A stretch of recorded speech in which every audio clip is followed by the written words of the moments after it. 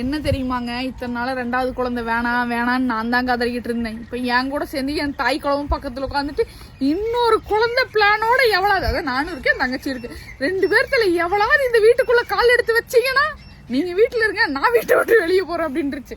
இங்க இருக்கான் பாத்தீங்களா, இவன் 2 ஆட்டுக்குட்டி இருக்கு எங்க வீட்டுல போட்டு ஒரு 15 days ஆச்சு. அதை விரட்டி அது 2 இப்ப எங்க ஒளிஞ்சிருக்குன்னே தெரியல.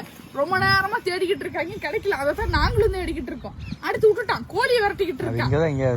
இவனுக்கு சின்னவன் ஒருத்தர் இருக்கான், என் தங்கச்சி பையன். எங்க அம்மாவை புடிச்சு புரண்டி முடிய புடிச்சு இழுத்து குனிய வச்சு 2 குத்தி கடிச்சு வச்சு அனுப்பிச்சு விட்டான்.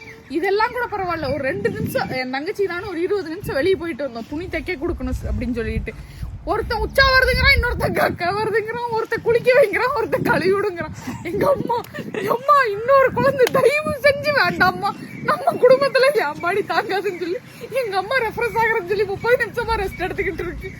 90sல 2 குழந்தை இல்ல 4 குழந்தை கூட பெத்து வளர்த்துருக்கலாம். 2020sல பெத்து பாருங்கடா தெரியும். ஆஸ்ட்ரிச்சுக்கு தான்டா தெரியும் வழி என்ன. டேய் நீ இருக்க சைஸ்னா அந்த வாட்டர் எதுக்குள்ள அடிக்கிற?